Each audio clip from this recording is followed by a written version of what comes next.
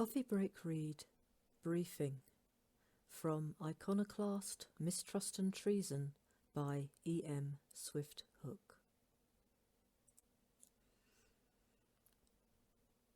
The woman on the chair beside him looked the lean, mean and hungry kind, the only doubt being exactly where that hunger was focused. She was presently focused on whatever personal screens held her attention, but he had a strong feeling they were not going to be ones about her favourite e-sport celebrities. Whatever it was she was looking at must have been pretty attention-grabbing, though, as her top teeth were visible, pressing hard into her bottom lip as she concentrated.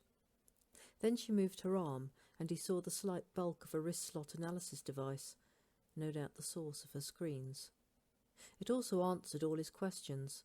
She was on a power climb, a woman literally wired to her work, which made her exactly the kind of person he would choose to swim a shark-filled river in spate to avoid. The other 4 people in the room could have had specialist data nerd stamped on their faces, and it wouldn't have made that fact any more obvious than it already was. These were the elite of the Coalition Security Force, masters of the virtual universe, no doubt self-labelling as crime-fighting heroes to a man and woman. But then they knew they were the most effective fighters of crime in the service, with clear-up rates that made the rest of the CSF look like slouches and shirkers. Armed with their forensic accounting suites, specialist link predictive policing packages, and anti-hacking inoculation protocols, they could identify, isolate and neutralise almost any link-based fraudster or financial criminal.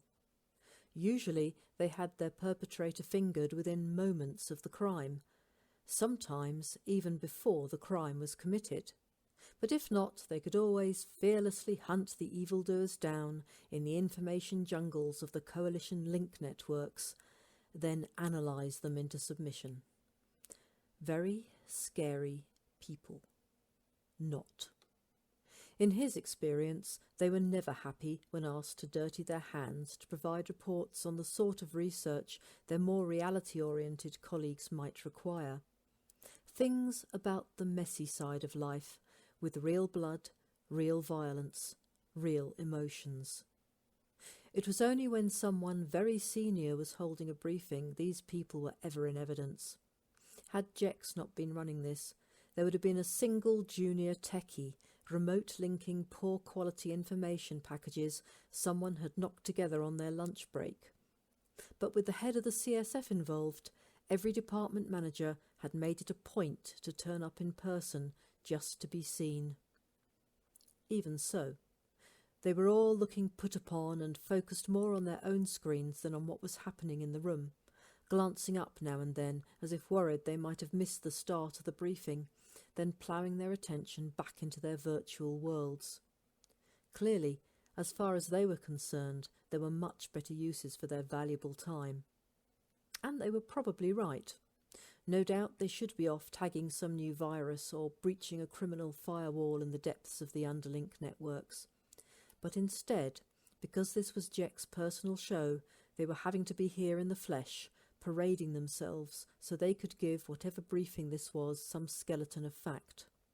Presumably Jex himself was bringing the flesh to hang on it, but if so, the only people here to be briefed so far were himself and... He looked at the woman sitting beside him again, a mix of dread and certainty spawning in his guts. He closed his eyes for a moment, consciously banishing the notion as far from his thoughts as he could send it, then opened them again to find it had not gone away any more than she had.